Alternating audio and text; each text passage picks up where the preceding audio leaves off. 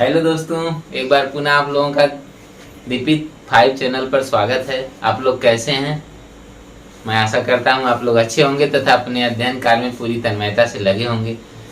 चलिए, मैथ की जो सीरीज चल रही है उसे आगे बढ़ाते हैं। जैसा कि थंबनेल में दिखाया गया है कि 1 से 2 सेकंड में प्रश्नों को सॉल्व करें, तो आइए आपके सामने कुछ प्रश्न हैं जिन्हें हम लोग 1, 2, 3 सेकंड में बनाने का प्रयास करेंगे। चलिए आइए देखते हैं। पहला प्रश्न है 1/3 धन 1/15 धन 1/35 धन 1/63 धन 1/99 का मान ज्ञात कीजिए। तो ऐसे प्रश्न को बनाते समय सबसे पहले हम क्या करते हैं, जो ये नीचे वाला पहले भिन्न का जो हर है और सभी भिन्नों के जो हर हैं इनके अभाज्य गुणनखंड करते हैं। तो 3 का अभाज्य गुणनखंड करेंगे तो 1 गुणे 3 मिलेगा। 15 करेंगे तो 3 गुणे 5 मिलेगा। 35 का करेंगे तो 5 गुणे 7 मिलेगा। इसी तरह 63 का करेंगे तो 7 गुणे 9 मिलेगा। 99 का करेंगे तो 9 गुणे 11 मिलेगा। इस तरह से मिल जाता है। तो ऐसे प्रश्नों को सॉल्व करते समय सबसे पहले हम ये जो पहला अभाज्य गुणनखंड है सबसे छोटा वाला इसे लेते हैं। 1 बटे सबसे छोटा टर्म ऋण 1 बटे सबसे बड़ा टर्म। सबसे बड़ा टर्म यहाँ 11/11।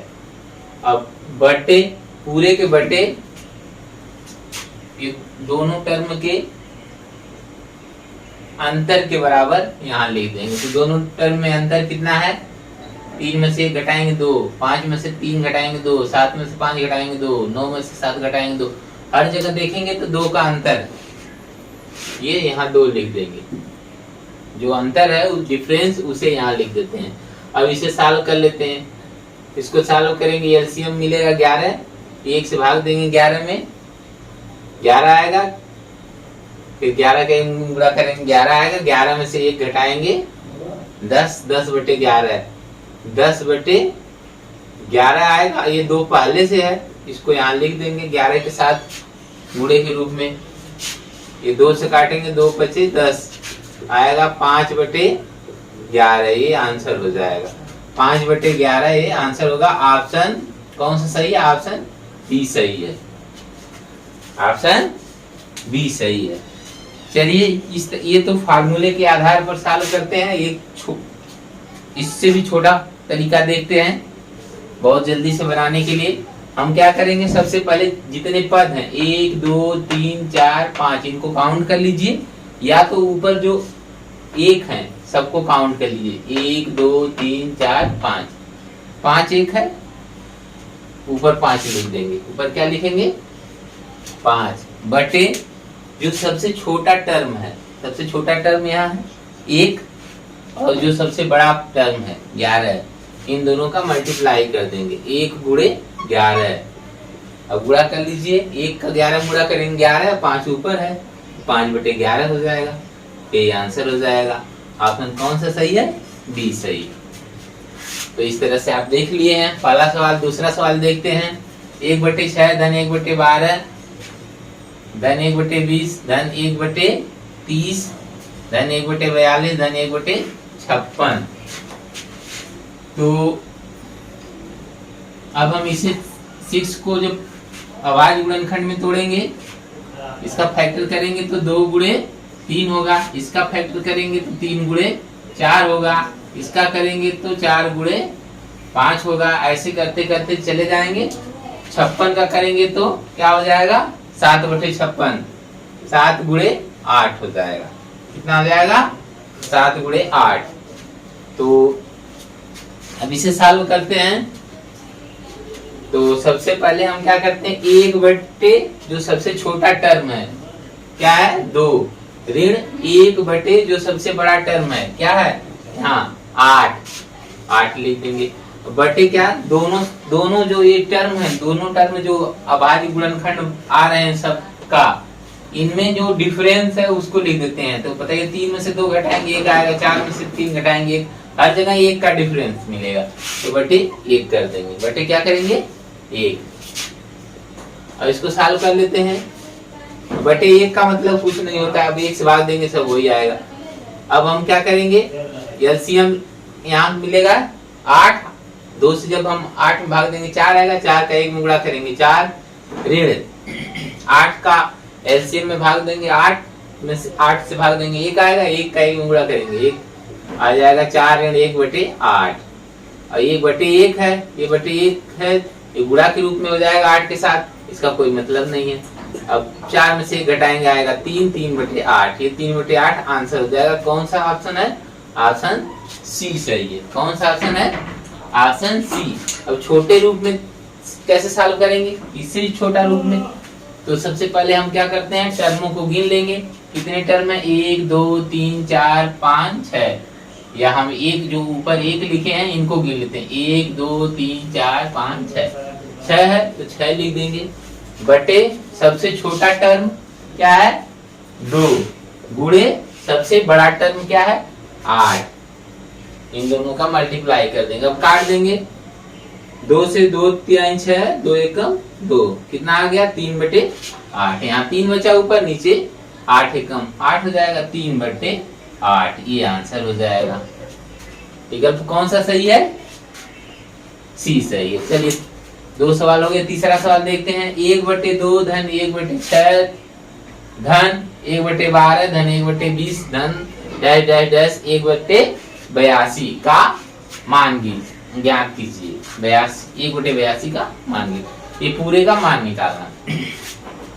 चलिए हम क्या करेंगे, उसी तरह अभाज्य गुणनखंड करेंगे। 2 का करेंगे तो क्या हो जाएगा 1 गुणे 2, 6 का करेंगे 2 गुणे 3, इसी तरह से 12 करेंगे 3 गुणे 4। देख रहे हैं 1 का डिफरेंस, 1 का अंतर मिल रहा है।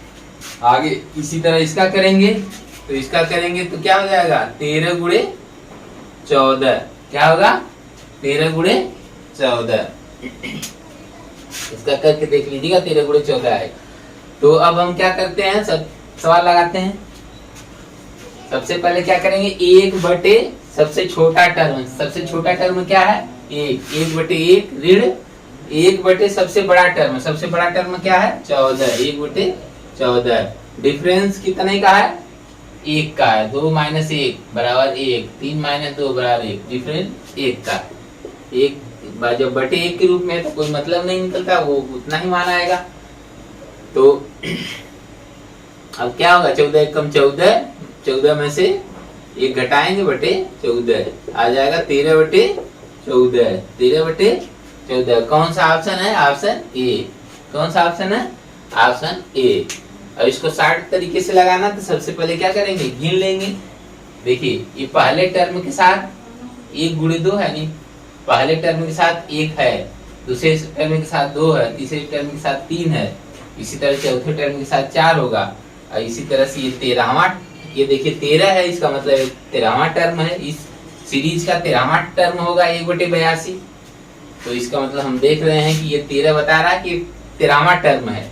कुल मिला के 13 टर्म है। कितने हैं 13 पद हैं।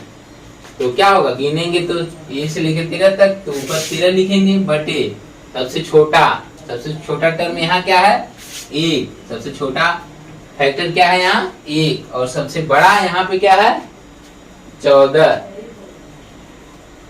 गुणा कर लिए 1 और 14 गुणा करेंगे 14 आएगा, ऊपर 13 है तो 13 बटे क्या हो जाएगा 13 बटे 14, ये आंसर हो जाएगा।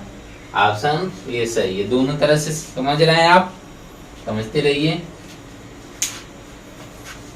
चलिए चौथा प्रश्न देखते हैं। 1 बटे 15 धन 1 बटे 35 धन 1 बटे 63 धन 1 बटे 99 धन 1 बटे 43 का मान ज्ञात कीजिए। चलिए अब 15 को हम फैक्टर के रूप में लिखते हैं। क्या हो जाएगा 3 गुणे 5, ये क्या हो जाएगा 5 गुणे 7। उसी तरह इसे तोड़ेंगे तो क्या हो जाएगा 7 गुणे 9, 9 सत्ते 63 होता है। इस तरह से इसको हम तोड़ेंगे तो क्या हो जाएगा, ये हो जाएगा 11 गुणे 13। क्या होगा 11 गुणे 13। इसको तोड़ेंगे कितना होगा 11 गुणे 13। अब आइए देखते हैं सवाल इसको तो 1/, सबसे छोटा टर्म 1/, सबसे छोटा टर्म क्या है 3 है ऋण 1/, सबसे बड़ा टर्म क्या है 13 है 1/13 बटे ये जो टर्म है अब जो फैक्टर के रूप में आए हैं 3 गुणे 5 5 गुणे 7, इनके बीच अंतर क्या है 5 में से 3 घटाएंगे 2, 7 में से 5 घटाएंगे 2 का अंतर है बटे 2 लिख देंगे। अब इसे सॉल्व कर लेते हैं। ये इसको सॉल्व करेंगे एलसीएम क्या मिलेगा 13 3 39, 3 से भाग देंगे 13 आएगा, 13 एकम 13 ऋण 13 से भाग देंगे 3 आएगा, ऋण 3 बटे 39 गुणे ये 2 हो जाएगा। अब घटा लेंगे ये हो जाएगा 10 गुणे 39 गुणे 2, 10 बटे 39 गुणे 2, 2 से काटेंगे ये 5 आ जाएगा कितना 5 बटे 39, कितना आ जाएगा 5 बटे 39, 5 बटे 39 आ गया। इस तरह से आ गया। छोटा रूप में जब इसे सॉल्व करेंगे तो हम क्या करते हैं टर्म गिनेंगे कितना है 1 2 3 4 5, कितने हैं 5, 5 बटे अब क्या लिखेंगे सबसे छोटा टर्म गुणे सबसे बड़ा टर्म क्या है 13। अब गुणा कर लीजिए 5 बटे 13 तिया 39, ठीक ना 5 बटे 39 ये आंसर हो जाएगा। इस तरह से कौन सा ऑप्शन सही हो रहा है देख रहे हैं, ऑप्शन ए सही है। कौन सा ऑप्शन सही है ऑप्शन ए। पांचवा 1/1 गुणे 2 धन 1/2 गुणे 3 धन 1/3 गुणे 4 धन 4 गुणे 1/4 गुणे 5 धन डैश डैश डैश धन 1/n इंटू n प्लस 1। चलिए अब इसे सॉल्व करते हैं। हम लोग देख रहे हैं कि कितने का अंतर मिल रहा है, एक का अंतर है, यहाँ भी एक ही का अंतर है n प्लस 1। यानी अगर ये इसका मान 8 है तो इसका मान n प्लस 1 का 8 में 1 जोड़ेंगे 9 होगा। इस तरह से एक का ही अंतर है ना, n प्लस 1 में एक ही का अंतर। चलिए तो ये सीरीज जो हम लोग ये बना रहे थे उसी तरह है, इसमें मल्टीपल ऑलरेडी फैक्टर के रूप में दिया है। किस रूप में दिया है फैक्टर के रूप में दिया है सीधे सीधे। अब हम इसे सॉल्व कर लेते हैं।